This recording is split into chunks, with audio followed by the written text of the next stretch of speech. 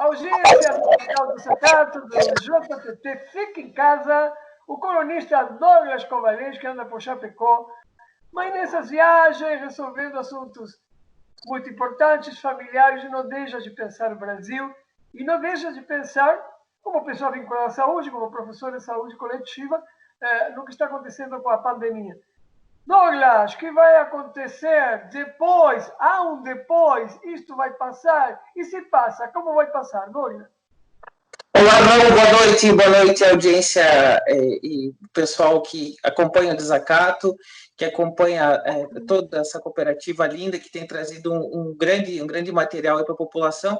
E assim, a análise que eu trago essa semana é para a gente pensar um pouco como é que vai ficar o mundo depois da pandemia. Então, a gente tem ouvido muitas falas, muitas vinhetas chamando, isso tudo vai passar, daqui a pouco voltaremos à normalidade, mas isso vai depender de uma série de condições concretas do nosso cotidiano que vão estar estabelecendo como é que essas relações vão se dar no decorrer do próximo tempo. Então, o que eu quero abordar hoje aqui é um pouco, primeiro, há ainda uma resistência muito grande das pessoas compreenderem qual é o processo que está se dando, né? Primeiro, um processo que é de sobreviver. Então, antes de mais nada, fiquem em casa, cuidem-se. O vírus é muito pouco conhecido, não se sabe ainda qual é a real a possibilidade de contágio que ele tem.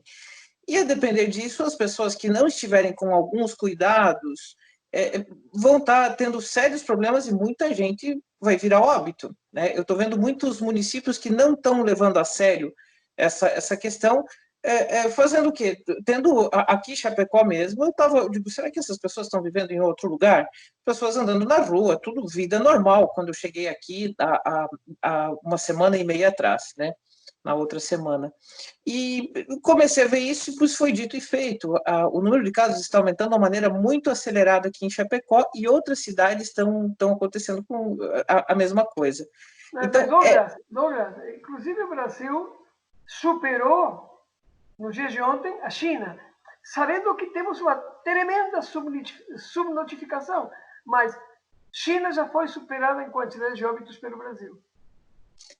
E assim, nós nem começamos, a curva está na subida ainda, né? O pico da curva em São Paulo, que é apenas uma das regiões, ainda deve demorar pelo menos umas 3 ou 4 semanas, pelo que a gente vem acompanhando, né?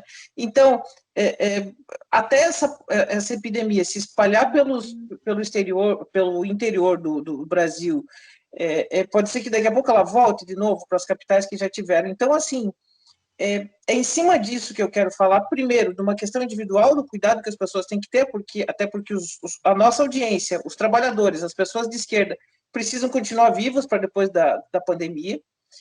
Temos que ter esse cuidado, e aí é o seguinte, a depender desse cuidado, como é que vai ficar depois? Porque isso vai estabelecer quais vão ser essas novas relações, e inclusive, se de fato isso tudo vai passar e quando. A mídia está trabalhando, a grande mídia está trabalhando com uma coisa muito otimista, no sentido de dizer que não, na pior das hipóteses, junho tudo estará voltando. Tem um senso comum dizendo isso, e sabemos que isso não é verdade. Temos estudos da Universidade de Harvard, da Johns Hopkins, inclusive da Fiocruz, mostrando que essa pandemia pode, em não havendo um rápido desenvolvimento de um medicamento ou da vacina, durar 4 anos, outros estudos falam em 2 anos, né, pelo mundo. Vejam, na África a coisa está começando também. Então, esse vírus pode estar saltitando de continente em continente em períodos diferentes e trazendo uma incerteza muito grande. O que vai trazer, certamente, um estrago significativo em ela se estendendo para as condições materiais de vida da classe trabalhadora. Nós temos legiões de desempregados já nos Estados Unidos, na Europa e na América Latina já tínhamos, só está aumentando esse percentual, né? A quantidade de pessoas desempregadas é muito grande e a falta de condições mínimas de vida para uma população, uma parcela grande da população é enorme. Então, isso tudo vai passar, mas vai passar quando e vai passar como? É isso que nós temos que parar para olhar e nos organizarmos, porque além de esse cuidado individual, nos mantermos vivos, nós temos que pensar em como é que vão ser essas redes de apoio, como é que vai se dar a solidariedade e como é que vai se dar essa sociabilidade pós-pandemia. É preciso que a gente pense, de fato, como chegamos aqui, porque afinal temos uma crise do capitalismo, como eu venho trazendo de maneira rigorosa todos os meus textos, inclusive quando a gente analisa do ponto de vista estrutural, a pandemia em si, ela se transforma em uma coisa não tão importante, né? Ela é importante, mas num contexto geral tem que ser vista a partir de um ciclo de crise que vai estabelecendo isso, e aí também em cima de uma aposta que os capitalistas trazem, que o lockdown vai conseguir queimar capital e estabelecer uma recuperação rápida na sequência, na saída da pandemia. O que parece bastante improvável, né, Douglas? Então, parece provável, mas primeiro... Não, improvável, improvável. Improvável e incerto, né? Não, assim, eu acho que propostas, né? Porque primeiro a gente não sabe quando que termina a pandemia e nem aonde ela vai chegar. Mas né? é um substrato, Douglas, já concluindo, e nós temos o tempo limitado, há um substrato de tudo isso, que as apostas que faz o capitalismo não têm a ver com a vida das pessoas. Isso é o mais grave, porque a aposta que o capitalismo faz, o lockdown, por exemplo, é uma aposta de reação imediata, não se sustenta na realidade. Ou pode sustentar em alguns espaços determinados, da Europa, por exemplo, ou dos Estados Unidos, do Japão, mas aqui não. Ou seja, aqui não. Aqui a miséria já estava estabelecida, a desordem econômica impera desde 2015 aproximadamente, e ela só se avoluma desde a crise de 2008 até agora.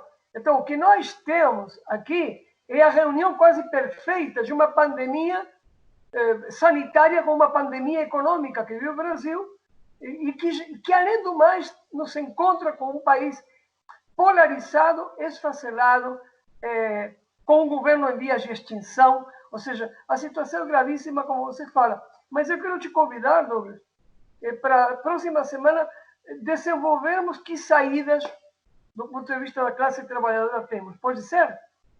Exatamente, Raul. Eu quero deixar o meu grande abraço para vocês do Desacato, dizer que é uma satisfação estar conversando e essa saída tem que ser construída e temos que transformar esse isolamento social em uma ação coletiva muito democrática e muito participativa. E esse é o tremendo desafio que temos para fazer. E vocês, mais uma vez, com os meios de comunicação, são peças essenciais nesse movimento. Um grande abraço.